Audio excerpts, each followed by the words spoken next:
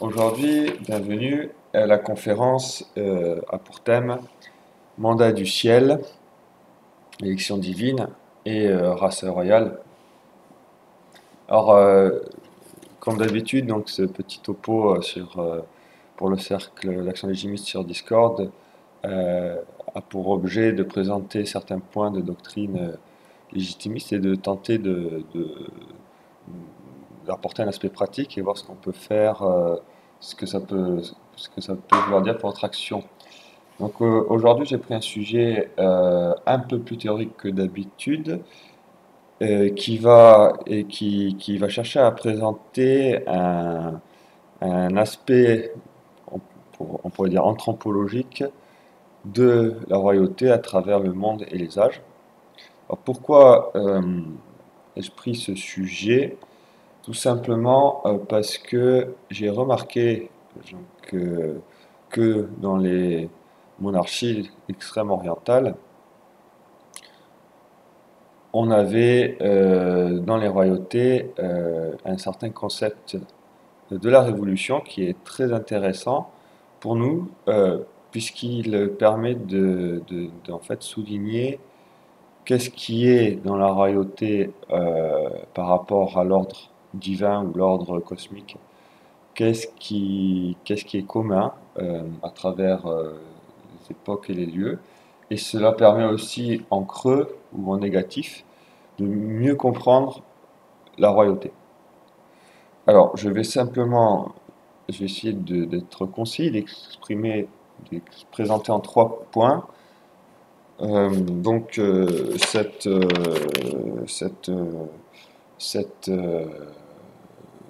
le sujet d'aujourd'hui. Donc, par un premier point où l'idée va être juste, je vais présenter un peu ce concept chinois qu'on retrouve assez largement en Asie et et, et l'expliquer. Ensuite, je prendrai ce qui se passe dans la royauté japonaise et ce qui se passe en France pour voir les points communs. Et par là, comme ça permettra de présenter en creux dans un second point la différence fondamentale avec la révolution. Et dans un troisième point, je parlerai quand même un peu des différences entre ces trois royautés chinoises antiques, japonaises et françaises. Donc, le sujet, donc ça s'appelle en chinois Tenmei Shiso, et le mot révolution se dit Kakumei. Et les deux sont liés, puisque la philosophie de ce qui s'appelle Tenmei Shiso, ça veut dire mot à mot la pensée de la volonté divine.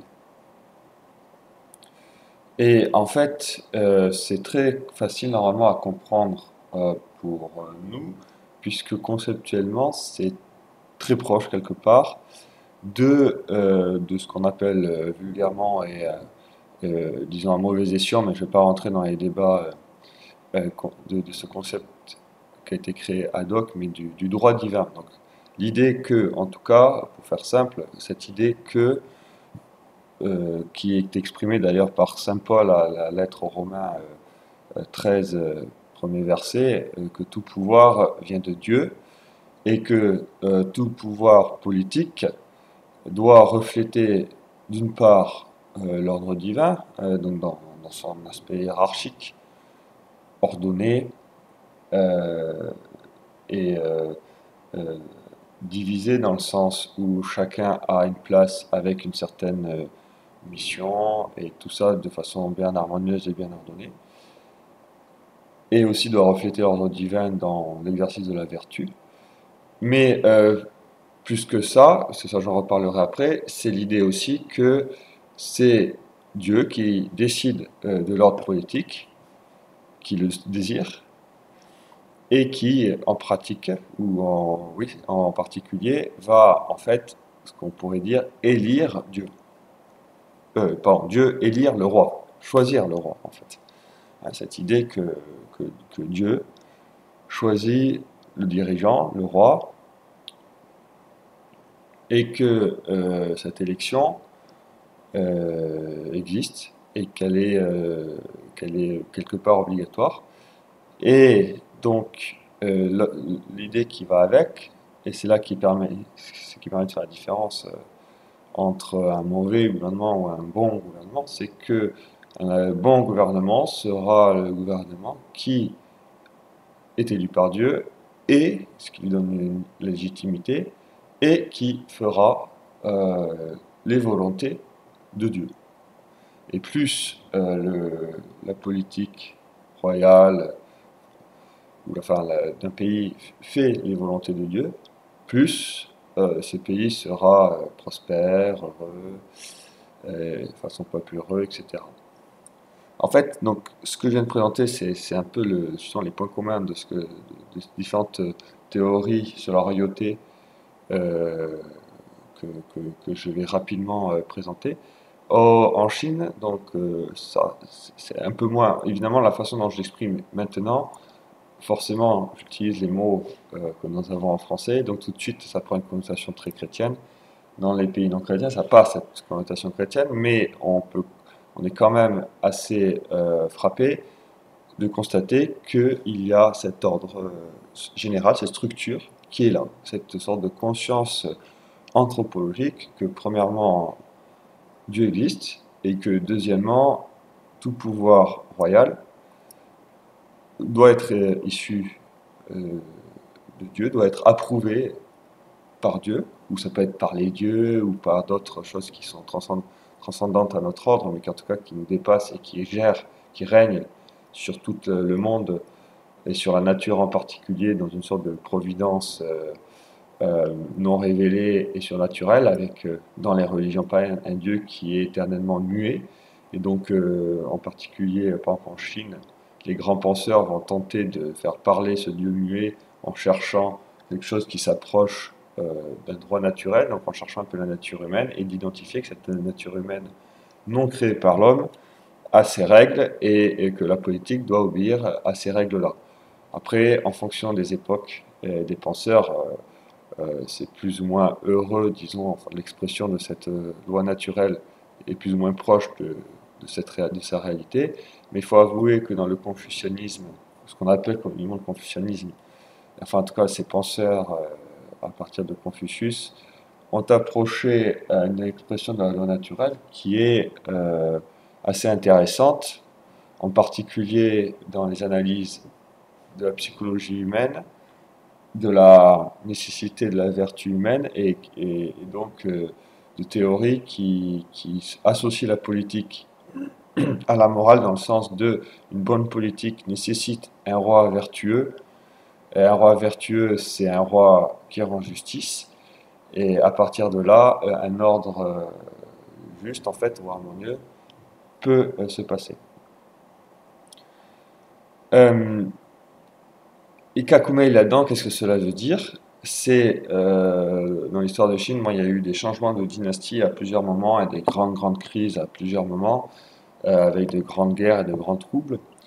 Donc l'idée de ce mot Kakumei, Kakumei, c'est-à-dire mot à mot, quand le ciel change de mandataire. En gros, un empereur très tyrannique, qui ne fait plus du tout les volontés du ciel, au point de créer un désordre pas possible, va changer. En fait, en pratique, c'est pas très clair comment ça se passe, mais il y aura de la rébellion, parce que, bref, enfin, en tout cas, clairement, il y a des causes aussi de mauvaise gestion et de vice et d'orgueil dans un empereur. Et là, pour légitimer la nouvelle dynastie, on a cet aspect de révolution, kakumei, qui veut dire en chinois, non pas comme une révolution rébellion, mais qui veut dire le ciel change de mandataire et confie le gouvernement des hommes sur cette terre à un autre représentant qui s'appelle d'ailleurs en chinois aussi fils du ciel. Tout ça c'est très intéressant parce qu'il y a des sortes une structure anthropologique euh, non chrétienne, mais qui est naturelle et qui, comment dire, euh, euh, présente dans sa structure l'université de la nature humaine et puis comme si le terreau de la révélation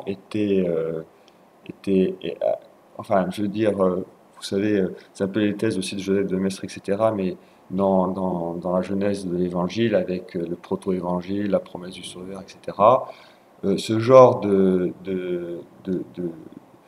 points communs anthropologiques dans des civilisations aussi différentes que la Chine, par exemple, et je sais pas, les Grecs ou les Romains antiques, auraient tendance à montrer que euh, effectivement, enfin, que c'est un argument apologétique pour dire que tous les hommes sont bien descendants d'Adam et Ève et que tous ont bien reçu ce proto-évangile à un moment donné, qui a pu se dégrader, qui a pu être oublié, qui a été rejeté ensuite par tous les descendants de Caïn, etc. Mais, et puis, je veux dire, des fils de Noé qui se sont rebellés, mais qu'il y a cette chose commune, parce que c'est quand même assez intéressant de constater que dans des endroits aussi différents et aussi éloignés aussi dans le temps, on arrive à avoir des concepts aussi communs. Ce qui est rassurant, puisqu'on est tous les mêmes hommes, mais que même dans certaines choses, comme appeler l'empereur fils du ciel, comme ce mandat du ciel qui ressemble finalement à ce concept de lieutenant, se retrouve dans pas mal d'endroits, et surtout dans les civilisations les plus qu'on appelle les plus civilisés. Plus c'est civilisé, plus on approche de ce genre de, de modèle, et d'ailleurs un modèle patriarcal. Bon. Mais ça c'est le concept donc disons, du mandataire du ciel, du fils du ciel, et le concept de Kakumei. Euh, Au Japon, comment ça se présente? Alors, la pensée chinoise a été importée, mais ce qui est intéressant, c'est qu'historiquement, ce concept de Kakumei, de révolution, a toujours été rejeté. Et ça vient tout simplement du fait que dans les légendes japonaises qui légitiment la succession et la royauté japonaise, on a la même structure, c'est-à-dire que l'ancêtre solaire, donc le dieu soleil, donc en gros le dieu suprême dans le panthéon japonais, fait un décret euh, et donne au premier ancêtre des empereurs son mandat pour diriger les hommes sur la Terre, donc ici au Japon, mais comment dire, dans les mythes japonais, ça correspond à tout le cosmos, hein, mais bon, ça c'est encore un autre sujet, peu importe, euh, et de façon définitive et éternelle. Et là ça ressemble plus pour le coup à la prophétie de Nathan, euh, pour David, qui lui promet que son trône sera affermi pour l'éternité. Et c'est, d'un point de vue chrétien, la, la préfiguration de la royauté éternelle du Christ à travers les âges ouais, jusqu'à la fin des temps et dans l'éternité. Voilà. Mais en tout cas, la différence, c'est qu'au Japon, il y a ce mythe qui fait que le mandat dans les mythes a été donné à la famille royale, à la race royale japonaise, pour l'éternité. Donc, a priori, on ne peut plus le changer. Et l'histoire a fait qu'ensuite, cet aspect de on ne peut plus changer a été renforcé. Et effectivement, c'est ce qui s'est passé. Donc, ce qui faisait que quand il y avait des troubles, c'était soit on s'entretue entre frères, soit je veux dire dans la famille royale, soit, et c'est ce qui s'est passé aussi à d'autres moments de l'histoire japonaise, la famille royale perdait tout pouvoir en pratique, devenait des sortes comment dire, oui, de personnes sans pouvoir, comme d'ailleurs l'empereur aujourd'hui, à l'heure actuelle finalement, et le pouvoir effectif se déportait sur des généralissimes ou sur une famille, les oncles, enfin la famille donc, de l'impératrice d'abord, et puis ensuite les guerriers, bref, sur d'autres personnes, et comme ça permettait de garder nominalement la royauté chez l'empereur, et de temps en temps dans l'histoire, en particulier à la fin du XIXe siècle, l'empereur rassemble pouvoir et autorité, et ce qui lui permet de surmonter la crise qui permet au Japon de surmonter la crise de cette époque. Donc on se rend compte que on a cette différence. Moi j'ai déjà parlé de la différence que donc c'est dans la race royale de façon quasiment éternelle, mais on a ce point commun du fait que il y a cette sorte de psychologie humaine anthropologique et ce trait anthropologique qui fait que il faut absolument que le pouvoir politique vienne de Dieu. Enfin, on a il y a cette sorte de connaissance naturelle, euh, instinctive pratiquement, enfin pas instinctive dans le sens animal, mais qui est vraiment ancrée dans notre nature, qui fait qu'on sait que l'ordre politique vient d'en haut. Après, c'est en haut en fonction des peuples et des religions, il va être exprimé de façon différente parce qu'il n'y a pas de révélation, donc on se débrouille. Et souvent, ça va être euh, donc en Chine, c'est le ciel, c'est logique. Au Japon, c'est l'ancêtre solaire, donc le soleil, ça reste quand même en haut, quoi. Et puis, par rapport en Égypte, c'est encore le soleil, enfin, il y a pas mal de religions solaires comme ça. Ou le cosmos pour les Grecs, et avec cette tentative d'analyse d'une loi naturelle, une loi naturelle qui inclut l'homme, hein, et que c'est pas juste les lois de la physique, euh, comme on les appelle aujourd'hui, la purement matérialiste. Il y a aussi le fonctionnement psychologique du cœur, et ensuite ça se lie à la morale, et cette conscience qui va avec, que euh, sorte de religion de l'honnête homme, quelque part, même si cette expression aussi est je veux dire, en français, cette religion de l'honnête homme, c'était un côté naturaliste, qui était déjà un certain défi lancé à la religion catholique, mais dans des mondes qui ne connaissent pas le vrai Dieu, il y a cette conscience qu'il faut une certaine religion de l'honnête homme, c'est un peu ça le confucianisme quelque part, pour que l'ordre politique fonctionne. Il n'y a peut-être pas de charité, il y a en fait en pratique, c'est-à-dire les moments harmonieux ne durent pas forcément si longtemps que ça, et souvent c'est sous des chapes de plomb plus ou moins totalitaires.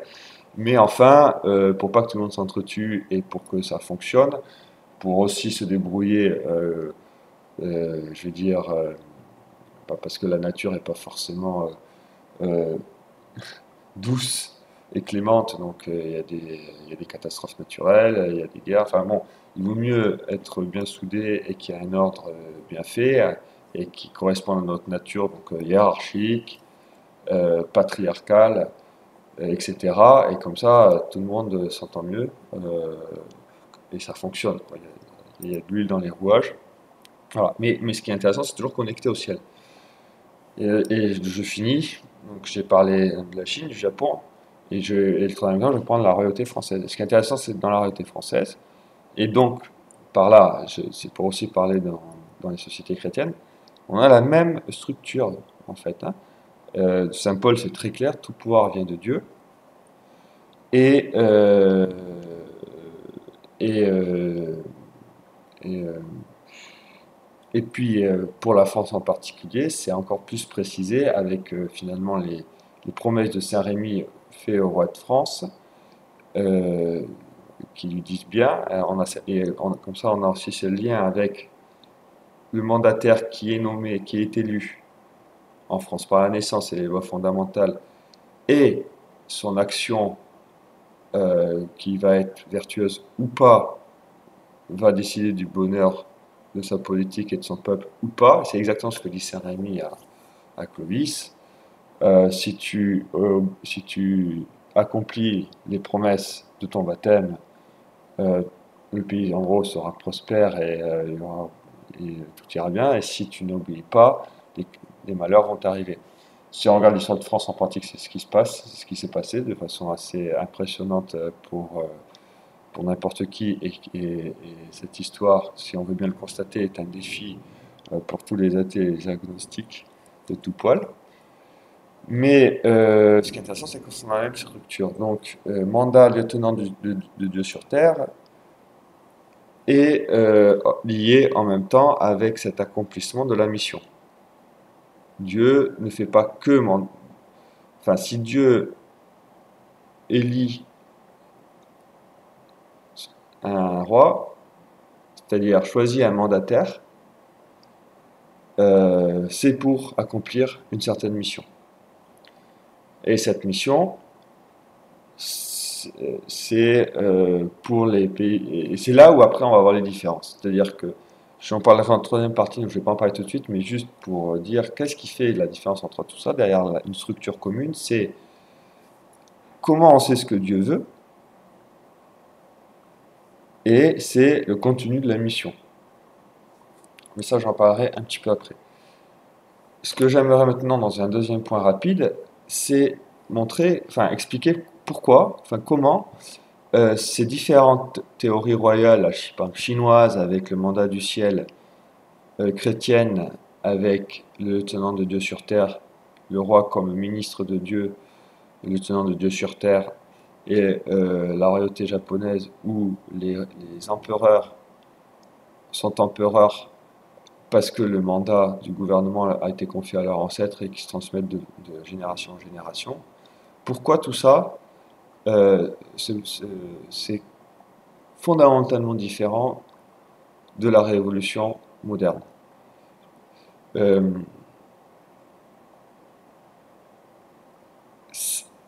Là, je pense que vous l'avez peut-être déjà vu, parce que j'ai dit, c'est que même, disons, là-dedans, la royauté traditionnelle la plus révolutionnaire, et ça, pour les conservateurs japonais, c'est un poncif très puissant, et qui est pas faux dans le sens que je vais dire maintenant, mais qui est faux dans le sens de révolution moderne, c'est que, c'est que dans certaines théories qui ont gagné à un certain moment dans l'histoire chinoise, dans certaines théories de la royauté, la théorie du mandat du ciel est devenue si prégnante que, grosso modo, le ciel pouvait changer de mandataire, j'allais dire relativement facilement, ce qui permettait de légitimer ce qu'on appelle en chinois le Heisei Kakumei, donc la révolution du changement de dynastie. C'est-à-dire qu'il y a eu des changements de dynastie et des vrais changements de dynastie, pas comme en France où en fait, quand on regarde en détail, c'est justement pas du tout des changements dynastiques révolutionnaires comme ce qui se passe en Chine, c'est-à-dire que à chaque fois, alors déjà, c'est que dans les annales traditionnelles, on n'a jamais vu ça comme une rupture et on voit ça comme une continuité. Je rappelle aussi qu'à partir de Louis VIII, et ça a été, c'est très, on insiste beaucoup dans ça dans les annales royales, que Louis VIII rassemble du côté du père et de sa mère, donc des deux côtés, le sang carolingien et capétien, et que donc à partir de Louis VIII, il n'y a plus, même d'un point de vue sang, il n'y a plus aucune discontinuité.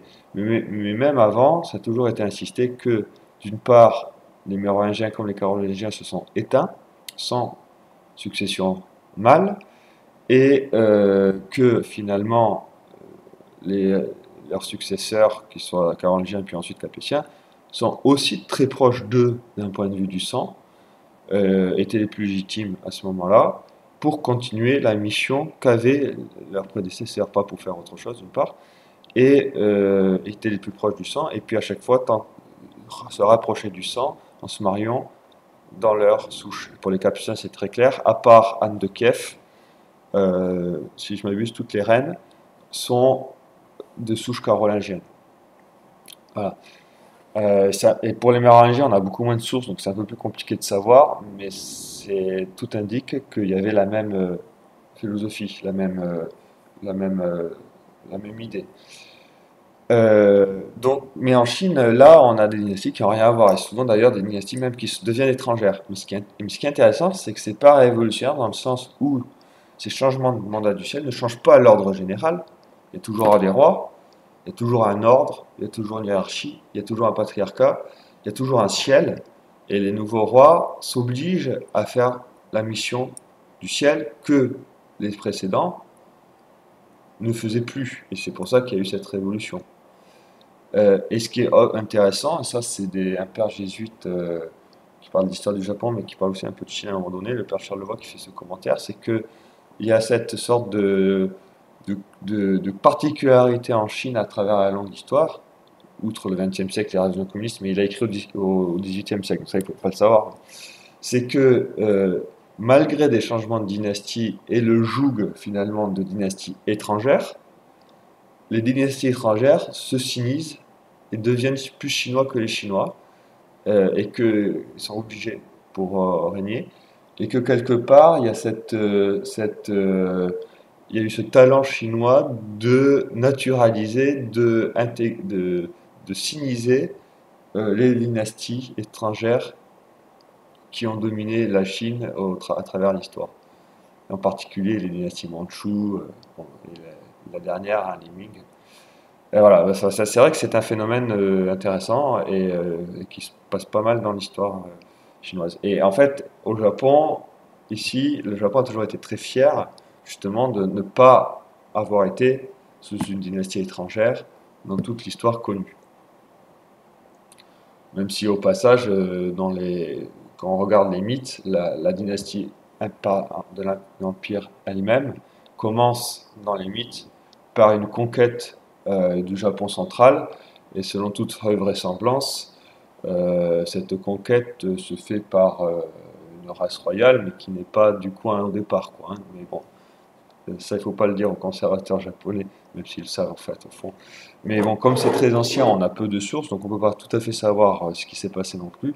Donc effectivement, c'est libre à l'interprétation, mais dans la réalité, il y a peu importe en fait, peu importe. Donc je reprends. Donc on voit bien qu'il n'y a pas de révolution de l'ordre général, ou on dirait dans le mode païen cosmique. On ne remet pas en cause le ciel, on ne remet pas en cause l'ordre hiérarchique, on ne remet pas en cause le patriarcat, on ne remet pas en cause la nécessité de la vertu. Et en ce sens-là, toutes ces sociétés traditionnelles, c'est dans d'autres conférences que j'ai fait, j'ai pu insister sur le fait que même, enfin que disons le monde païen reste païen et ne sont pas du tout chrétiens, ils ont ces mêmes aspects totalitaires qu'un monde moderne. Et c'est vrai, c'est vrai. Mais disons que je pense que, à part les sociétés sauvages qui sont complètement dégradées, comme même les Aztèques regardent une société hiérarchique dans ce sens-là, euh, mais, euh, mais c'est que au bout d'un moment, quand ça devient trop dégradé, on est obligé de revenir à la loi naturelle, parce que sinon on s'en sort plus. Et puis quand on est dans des époques qui ont complètement oublié finalement le vrai Dieu, le Dieu révélé, le Dieu de la Bible, les gens quand même ne se posent plus il y a plus cette sorte de haine, il y a plus cette haine, oui c'est ça, cette haine hargneuse, la farouche, agressive de l'apostat qui veut détruire ce côté diabolique, qui veut détruire l'ordre divin, d'abord dans l'Église et l'ordre catholique, et puis tout simplement même dans l'ordre naturel et tout ce qui est naturel. Et ça, c'est la caractéristique de la révolution moderne. C'est euh, cette hargne farouche, agressive et diabolique qui cherche d'une part à détruire toute l'Église et l'ordre chrétien, des vertus chrétiennes, de la charité, donc qui encourage aucune vertu, même aucune vertu chrétienne, et qui même détruit derrière tout l'ordre naturel, parce que le diable déteste Dieu, mais ne peut pas l'attaquer directement, et donc il attaque par sa création, donc tout l'ordre naturel, je veux dire humain, donc détruire sa société politique, c'est la démocratie, pour détruire la hiérarchie et détruire l'autorité, la négation de l'autorité. Et aujourd'hui, on en arrive au point que c'est même pouvoir détruire l'ordre naturel du mariage et de la distinction, non seulement la distinction des sexes, mais donc de l'ordre que cette distinction des sexes euh, euh, implique. Donc, c'est-à-dire que c'est l'homme le chef, la femme l'aide, que la famille est là pour continuer l'espèce humaine et parfaire cette espèce en enseignant la vertu pour une perfection de chaque individu à sa place, etc. etc. Tout ça, c'est nié à l'heure actuelle. Et juste l'affirmer aujourd'hui dans des endroits comme la République française est quasiment passible de loi. Euh, mais passons. Mais il y a ce côté donc voilà diabolique et l'autre pan de ça, c'est que le diable est le singe de Dieu, comme on dit, c'est-à-dire qu'il veut imiter aussi, parce que pour un peu en fait usurper la place de Dieu, donc se mettre à la place de Dieu, donc tenter de créer des institutions qui veulent ressembler finalement à ce que c'est que l'Église catholique, mais en inversé, tout à l'envers, et ce qui crée des totalitarismes. Je prends juste un exemple, l'unité de la foi, qui est, qui est une caractéristique, un signe, une marque de l'Église catholique, et qui permet, et ça c'est génial, de récupérer le vrai ordre naturel, dans le sens que du fait de cette unité de la foi, on peut tous être frères, c'est la chrétienté, mais sans gommer les distinctions naturelles nécessaires des différents ordres politiques. Donc, je pense par les différentes familles, mais même juste les différents royaumes, les différents pays. Ben, quand l'Église disparaît, la chrétienté disparaît, et que, disons, le diable reprend son joug, enfin reprend sa domination sur le monde et sur le cœur des hommes, ben, cette unité ne se retrouve, va être imitée, le singe de Dieu, mais plus dans une foi, parce que c'est l'ère du mensonge, donc il y a plus de foi, il n'y a plus de vérité. Il y a juste des concurrences de mensonges, et que tout est bon tant que c'est pas la vérité. Mais donc cette unité, elle va quand même être illimitée, mais si c'est pas dans la vérité, si c'est pas dans la foi, euh, cette unité va se faire dans des structures totalitaires, forcées, des moules. Ça peut être une idéologie, donc c'est un mensonge particulier, enfin un système de mensonges particulier qui va être mis comme une vérité, et ou un formalisme total. Voilà. Et aujourd'hui, concrètement, c'est dans le mondialisme. C'est-à-dire que cette unité qui ne se fait plus dans la foi ni dans l'Église catholique, qui, elle, l'Église catholique, instituée par Jésus-Christ, cherche le salut des âmes et n'oblige euh, jamais d'un point de vue de politique, c'est-à-dire que elle vient parfaire les structures politiques qui existent, elle ne vient pas les nier. Ben, le monde diabolique pré-chrétien ou post-chrétien va chercher une unité complète de tous les hommes, mais pas sous une même foi et dans les cœurs, mais sous un même tyran sur la planète totale. Et c'est le but, c'est le vœu avoué du mondialisme, c'est d'unir le monde sous un seul gouvernement, soi-disant sans chef, enfin chef avec Lucifer et puis certainement des prophètes de malheur. Voilà, c'est ça. Mais je résume sur ce point-là, c'est que donc la révolution moderne est en ce sens beaucoup plus extrême et beaucoup plus radicale, et vient nier de façon frontale tout ce, tout ce qui est tout- tout- tout- toute notre nature humaine, et donc tous ces traits, ces structures anthropologiques communes qui, qu'on arrive à percevoir dans les grandes civilisations qui étaient plus ou moins saines.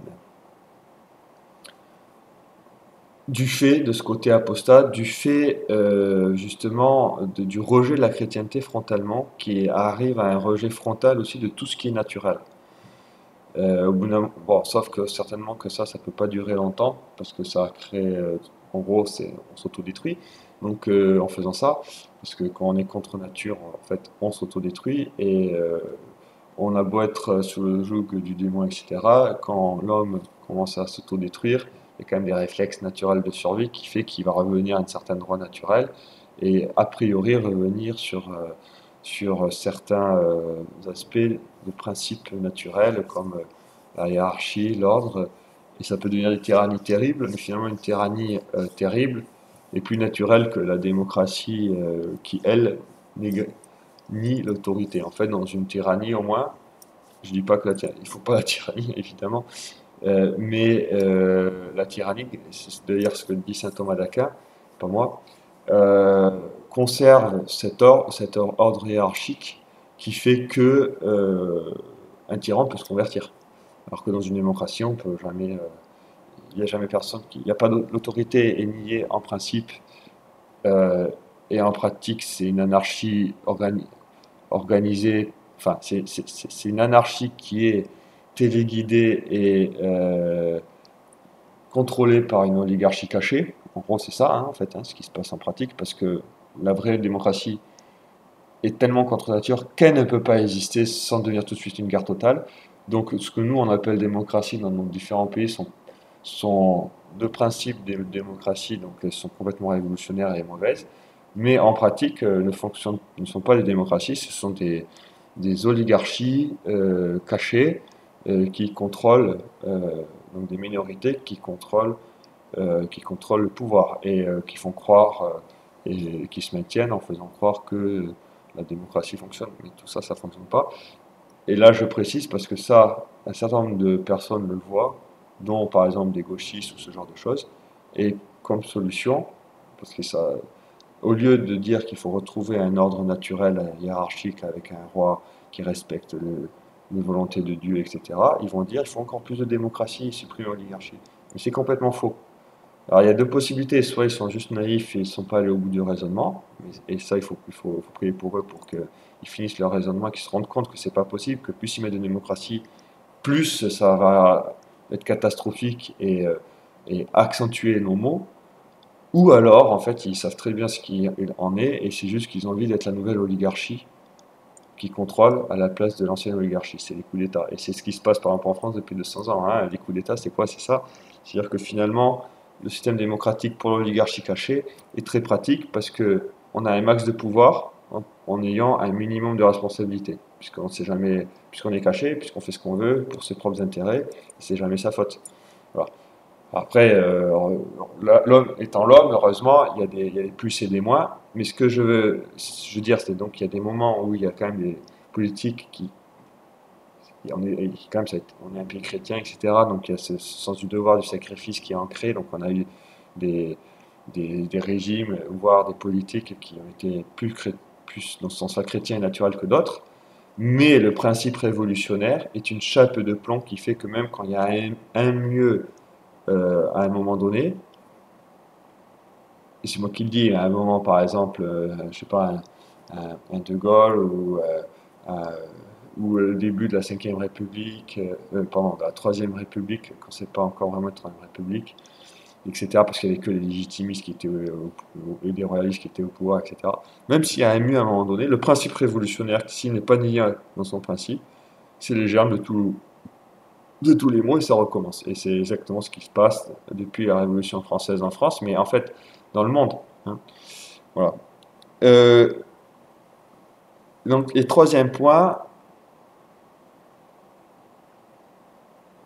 juste, voilà, donc premier point, j'ai résumé, enfin j'ai essayé de mettre en évidence les points communs de cette structure qu'on pourrait appeler anthropologique de la nature politique à travers plusieurs civilisations, et que même ce qui est appelé révolution dans ces temps anciens ne sont pas en soi des révolutions, puisqu'elles ne remettent pas en cause l'ordre total, complet, cosmique. Cet ordre d'un ciel, d'un Dieu, qui donne le mandat aux hommes, et cette idée que l'ordre politique doit refléter l'ordre providentiel quelque part, et que le prince doit accomplir la mission qui lui a été confiée en pratiquant la vertu, ce qui revient au même, et en pratiquant cette vertu, il ordonne son pays, et en ordonnant son pays, il permet de faciliter la perfection de ses sujets ou des gens qui lui sont dépendants. Ça peut être des sujets, ou ça peut être des esclaves, ou ça peut être autre chose, selon les pays et tout ça, mais bon, peu importe. Et ce qui permet à tout le monde d'être plus vertueux et de gagner harmonie. Ben, cette structure-là, existe même, enfin, c'est-à-dire que dans les révolutions traditionnelles, elle est, les révolutions dans les sociétés traditionnelles ne sortent pas de ce cadre-là. Elles conservent l'ordre total, et s'il y a une révolution, donc c'est un changement de pouvoir brutal, disons, parce qu'en fait, en japonais, par exemple, quand on dit le mot révolution, les gens ne voient pas très bien, parce que nous, on voit très bien dans la révolution, quand on le dit en français, dans ce côté de négation des principes, pour le principe et donc d'être beaucoup plus fort qu'un simple changement de pouvoir brutal.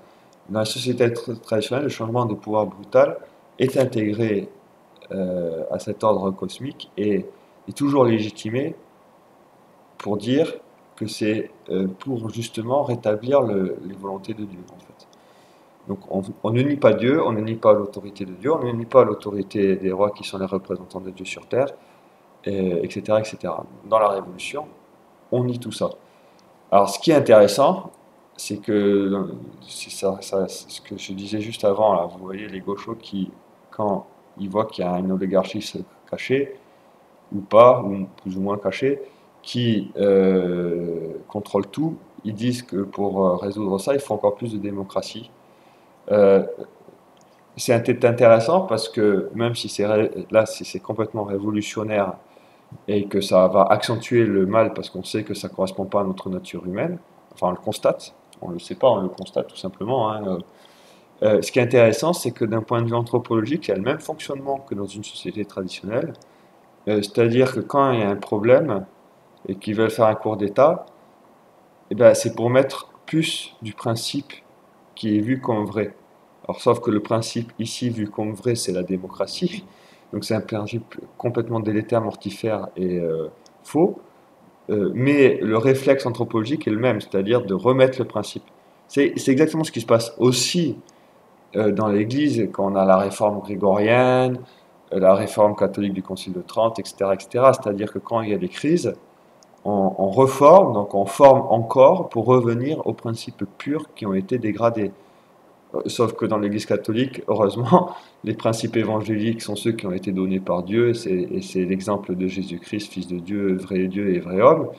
Donc c'est des bons principes, et donc les remettre, les réaffirmer et les re-respecter de façon plénière, donc de reformer, réformer selon ces principes, forcément, ça donne de très bons fruits. Alors que quand on réforme avec des mauvais principes révolutionnaires, alors là, c'est la catastrophe. Mais le réflexe anthropologique est le même. C'est intéressant. On est les mêmes hommes, hein. On peut faire ce qu'on veut. Les révolutionnaires, le diable peut faire tout ce qu'il veut de contre nature. Notre nature, elle, ne change pas, en fait. Et ça a le côté un peu rassurant, c'est que même dans le mal et les malheurs et les catastrophes, on découvre qu'en fait, on est les mêmes et que ça devrait justement nous encourager à juste revenir au bon principe. Parce que, en fait, on peut dire qu'il n'y a pas de principe, mais même quand on dit qu'il n'y a pas de principe, bah, les hommes vont quand même revenir à des principes. Mais quand on dit qu'il n'y a pas de principe, les principes qui vont en fait en pratique être respectés, c'est n'importe quoi. Et au mieux, c'est n'importe quoi. Au pire, c'est des principes diaboliques qui sont mis là de façon absolument volontaire. Et pour finir, je vais simplement faire la troisième partie, revenir un peu sur, compléter ma troisième partie, en insistant plus sur les différences en fait entre ces, même s'il y a une structure anthropologique commune et quand même un ordre commun, donc avec un ordre supérieur cosmique, une sorte de loi naturelle, et puis donc un mandataire, le roi, qui doit être vertueux, et son gouvernement vertueux, sa vertu personnelle permet de rendre vertueux tout le pays, d'avoir un ordre harmonieux et paisible. Donc la recherche de la paix aussi qui est universelle. Quelles sont les différences? Donc les différences, c'est ce que j'ai dit tout en passant et que je vais développer un tout petit peu maintenant, c'est comment savoir la volonté de Dieu. Et c'est voilà, c'est essentiellement comment savoir la volonté de Dieu.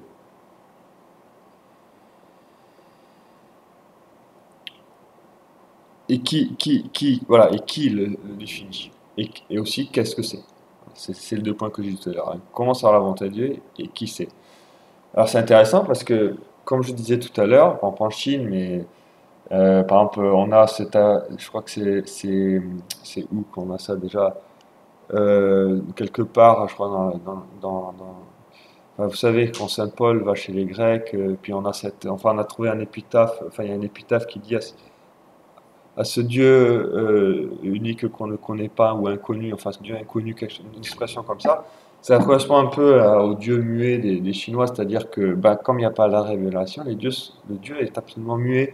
Donc comment faire pour trouver, pour savoir, bon d'accord, les hommes arrivent à sentir, parce que c'est ancré dans leur nature, qu'il y a un ordre supérieur. On regarde la nature 5 minutes, on le découvre.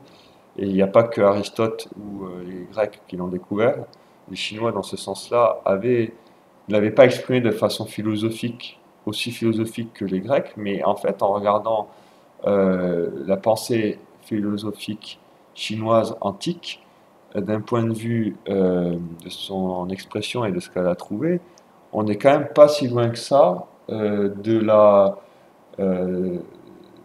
la philosophie grecque dans ce qu'elle avait de meilleur, hein, donc sur la justesse de l'ordre cosmique, cet ordre politique, et puis surtout, encore plus peut-être, sur l'analyse psychologique humaine et la nécessité de la vertu et du fait que la perfection de l'homme, c'est d'être vertueux, l'homme vertueux.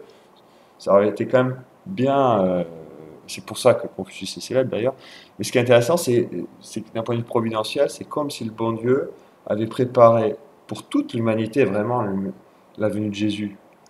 Pas juste en Europe avec l'Empire romain et la philosophie grecque, mais que au fond, c'était aussi préparé pour l'Orient avec un empire chinois très puissant, très large au moment où Jésus arrive et avec un substrat philosophique naturel suffisant qui aurait pu être christianisé très facilement. Et d'ailleurs, beaucoup plus tard, les missionnaires vont utiliser ce confucianisme qui est en fait très proche d'un point de vue naturel, juste d'un point de vue naturel, c'est la révélation, mais qui est très peu erroné d'un point de vue naturel. Il y a pas d'idole, on parle pas beaucoup de Dieu, mais il y a quand même le ciel qui est là, on a une existence transcendante créateur. On a un bien et un mal bien distingués. Après, il y a plein d'autres pensées qui sont erronées, tout ça, mais quand même, la chose de base, on a la piété filiale, on a la fidélité au roi et l'obéissance au roi, etc. Donc tout ça, c'était bien fait. Comme si le bon Dieu, en fait, quand on analyse, alors sauf que l'histoire a fait que les péchés des hommes et tout ça, ça n'a pas pris en Orient pour d'autres fautes, mais que au départ, le bon Dieu fait quand même en sorte de, ouais, il donne vraiment la possibilité à tout le monde de se sauver. Donc c'est vraiment la faute des hommes quand on refuse Dieu, quoi. Mais ce qui est intéressant, c'est que euh, on a l'impression, et même d'un point de vue chronologique, ça correspond, quoi. C'est qu'en Chine, à cette époque, il y avait les mêmes bases, enfin des bases similaires, analogiques, pas les mêmes, c'est pas une identité absolue, mais qui avaient les mêmes bases à la fois politiques et philosophiques pour pouvoir accueillir la vérité des évangiles, quoi. Ouais, bon, ça c'est un autre sujet. Mais la question, je reviens, pardon, sur les différences, un Dieu muet, on commence à voir ce qu'il dit. Bah, en fait, dans la plupart des religions, il y a trois façons, finalement. Enfin, en fait, dans la Chine antique, deux, et puis ensuite, avec les révolutions, trois. C'est les augures. Et ça, c'est quelque chose de hyper classique partout, hein. Donc, il y a des pythis, des augures, des gens qui sont en fait possédés. Et s'ils sont vraiment possédés, on se dit que c'est plutôt par le démon, mais qui sont censés dire les volontés de Dieu et qui permettent de légitimer des changements politiques. Bah, les crises mimitiques, analysées par René Girard, tout ça, en fait, sont toujours légitimées partout par des choses religieuses de ce type-là. Mais sauf que évidemment, c'est pas le Dieu révélé qui agit a priori là-dedans, hein. S'il y a des vraies actions surnaturelles, enfin dans le sens invisible, c'est carrément diabolique. Sinon, c'est des hommes qui décident en fait en trafiquant les choses. Donc dans les deux cas, c'est pas Dieu en fait. Donc c'est pour ça que ça marche pas bien dans les pays païens. Et ça c'est assez intéressant, ça intéressera un bon ami qui est à Vannes, qui a étudié ça en histoire du droit, c'est qu'il y avait aussi cette idée que la volonté de Dieu, outre les augures, pouvait aussi se voir dans, comment dire, ce que nous on appellerait le sensum fidei, ce qu'on appellerait improprement aujourd'hui l'opinion publique, mais donc dans ce bon sens du peuple. Quand en gros il y a un peu trop de monde qui est mécontent, c'est que aussi le ciel est mécontent. Mais c'est pas du tout démocratique hein, en Chine, tout ça. Hein. Le peuple décide de rien. Mais qu'en gros, si le peuple commence à être très mécontent et qu'il commence à en avoir marre vraiment, c'est que c'est le ciel qui en a marre et que c'est un peu, ça va barder pour l'empereur. Et c'est assez intéressant ça parce que il existe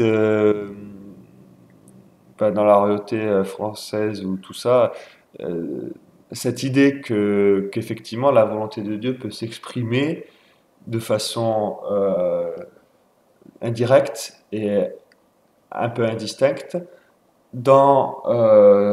à travers les sujets en fait, le peuple. Et en particulier, ça se voit dans le sacre avec le consentement du peuple. Le consentement du peuple ne fait peut-être pas le roi, mais est quand même nécessaire et comment dire accentue, enfin confirme la volonté de Dieu sur ce sujet-là, par exemple. Donc voilà, ça c'est intéressant. Et après, il y a une sagesse naturelle tout simple, c'est que si on est réaliste, même en étant païen, on se rend compte qu'en général, quand il y a tout le monde qui commence à être mécontent, ça donne des billes à des ambitieux ou à des puissants à faire des rébellions, à créer des troubles, à faire des guerres, et qu'en général ça se finit pas bien. Il y a aussi juste cette sagesse naturelle qui sait que ça finit pas bien en général quand tout le monde est trop mécontent d'un coup. Voilà. Donc ça c'est intéressant, il y avait ces deux points. Mais donc le problème de la révolution en Chine qui change de dynastie, c'est que en fait, en pratique, c'est les hommes qui décident la volonté de Dieu. Ou pire, le diable quand c'est des augures. Mais en Chine, très vite, il y a beaucoup moins d'augures et ça va être des hommes qui décident. Donc même si d'un point de vue officiel, c'est Dieu, enfin c'est le ciel qui décide, donc on n'ose pas être révolutionnaire jusque dans les principes. En pratique, c'est en fait les hommes qui décident. Donc c'est quand même une révolution pratique qui fait que ça se passe pas bien. Euh, et au Japon, dans ce sens-là, pourquoi il n'y a pas eu... Qu'est-ce qui se passe? C'est qu'il n'y a pas eu de révolution dans les dynasties. Pourquoi? Parce que on en revient, la différence, c'est qui décide des volontés divines.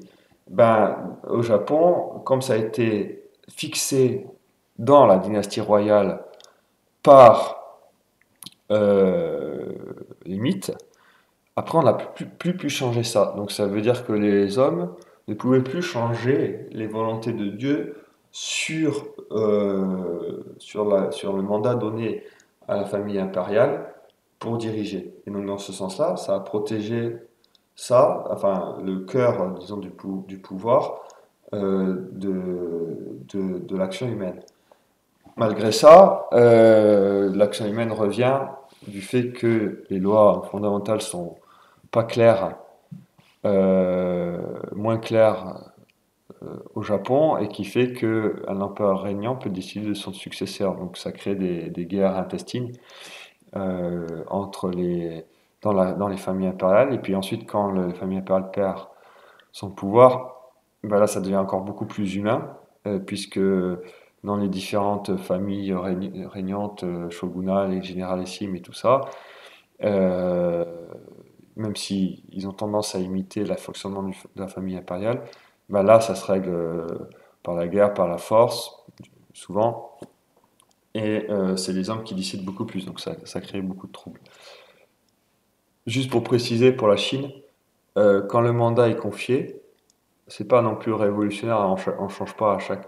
Le mandat est confié pas simplement à l'empereur, mais à toute sa famille. Donc il faut vraiment qu'il y ait des énormes troubles pour qu'il y ait des changements dynastiques. En fait, c'est que dans des moments quand même assez particuliers. Bon. Et troisièmement, pour la France, la différence, c'est que là, la volonté de Dieu, elle est exprimée de façon coutumière par les lois fondamentales, donc par la naissance.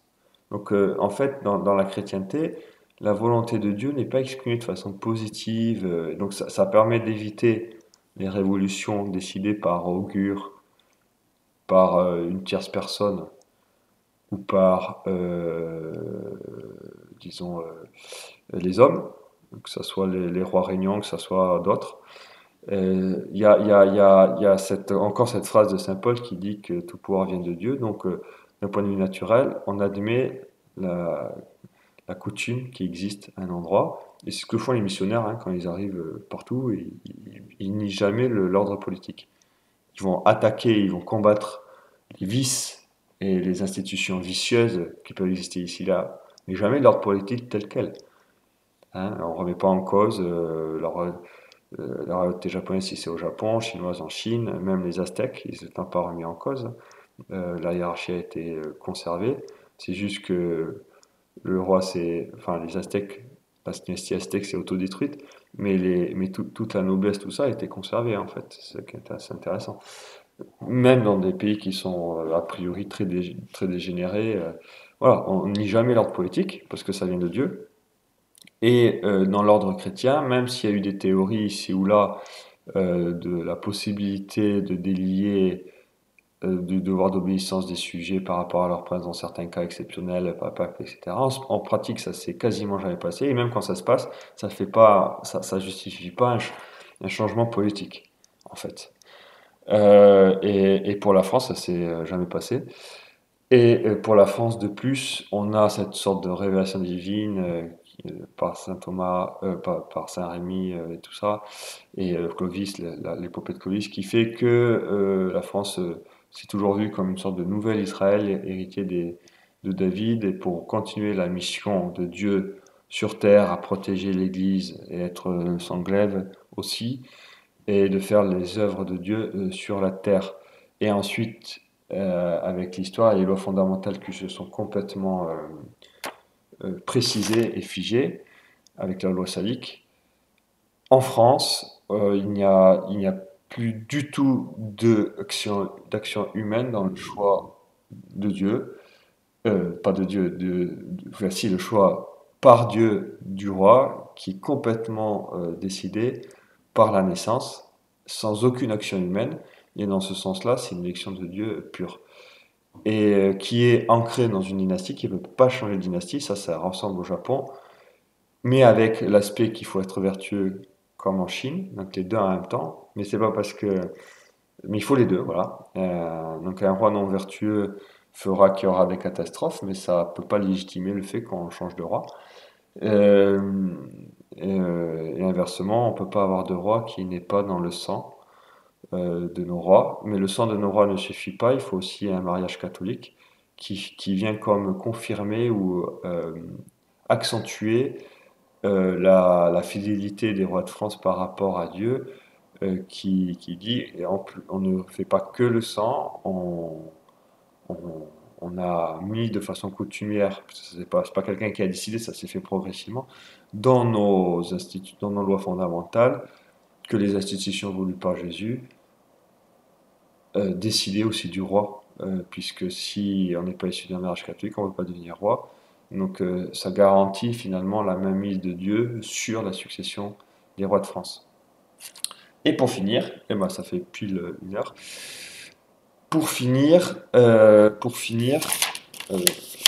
en pratique, qu'est-ce que ça veut dire pour nous? C'est que, un, nous sommes contents d'être français et d'avoir des rois de France parce que ça nous permet d'éviter beaucoup de soucis que d'autres royautés peuvent avoir sur cet aspect.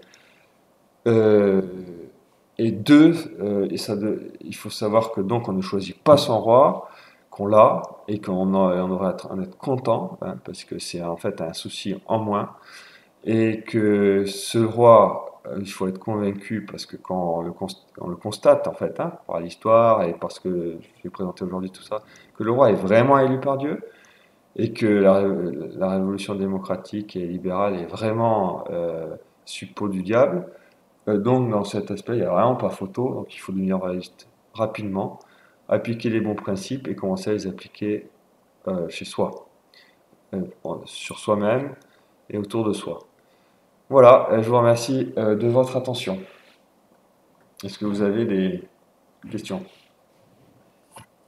ou des commentaires ou pas? Euh, Disons ça m'a fait penser, ce que tu m'avais dit, à la charte des 3 degrés de légitimité de l'UCLF. Tout à fait. Ça, Il y a, avec la loi naturelle en premier degré, les conceptions chrétiennes en deuxième, et en troisième venait le catholicisme, la réalité sociale du Christ. Donc ça m'a fait un peu penser à ça, ton exposé sur le mandat du ciel. Voilà. Et je me pose une question, c'est qu'en est-il du monarchisme en Chine? Parce du, que j'ai essayé de rechercher, mais j'ai pas vu grand chose. oui, enfin, donc du royalisme à l'heure actuelle en Chine, c'est ça? C'est Oui, ça le hein, la question. monarchisme. Oui, Euh, oui. oui, alors je ne sais pas, je dois avouer. Euh, Ce qui est sûr, c'est qu'en Chine communiste, voilà, c'est complètement exterminé. Et il me semble qu'il y a des, il y a des sortes de, enfin comment dire, il y a forcément plein de descendants des anciennes dynasties, mais j'ai pas l'impression qu'il y ait de mouvements monarchistes organisés, en tout cas pas suffisamment pour que ça arrive jusqu'ici. Enfin, je veux dire jusqu'ici au Japon, parce qu'au Japon, quand il y a pas mal de mouvements, je veux dire, il y a pas mal de mouvements monarchistes asiatiques qui ont pu trouver refuge ici ou qui sont bien accueillis ici. Hein, je sais pas, moi, la Thaïlande, euh, par exemple. Voilà, et ils s'entendent bien avec, avec Taïwan, mais non, bonne question, il faudrait chercher. Au Vietnam aussi, la question se Oui. pose avec les descendants de Hanam. Je sais que le descendant des empereurs, de l'empereur était en France dans les années 60-70. Je sais pas du tout ce qui s'est devenu après sa mort, par exemple. Parce que c'était un protectorat avec un empire vietnamien, tout ça. Oui, bien sûr. Euh, donc ça, je sais qu'on connaît un peu mieux parce que comme c'était français, enfin protectorat français, voilà, il y en a certains qui connaissent mieux que moi. Ça, on peut trouver. Mais pour la Chine, bonne question, je ne sais pas. Il doit y avoir des descendants. Alors après, est-ce qu'il y a des revendications et tout ça, je ne sais pas. En tout cas, ce qui est sûr, c'est qu'il y a des descendants. Et ce qui est sûr aussi, c'est qu'en Chine, là, on risque la mort directe. Hein. Voilà. Ah, d'accord. Peut-être que ça va venir chez nous aussi. Pour l'instant, bon, on n'est pas encore assassiné, enfin, ou équivalent d'assassiné dans des goulags quand on est royaliste en France, pas encore, heureusement. Mais oui, en Chine, c'est pas possible. Oui. Voilà. D'accord. Oh, mais c'était bien, c'était intéressant. C'était très riche sur le plan historique et c'était très riche conceptuellement. Donc, et Merci. beaucoup de notions, tout ça. Je fais appel à beaucoup de notions. Ah, Bon, j'espère que c'était pas trop, trop compliqué. Bon, c'était un peu pointu, un peu moins peu pratique que complexe. d'habitude, mais voilà. Bon, j'essaie de mettre ça par écrit de toute façon. À un moment aussi, c'est pas mal de l'avoir par écrit pour fixer des choses.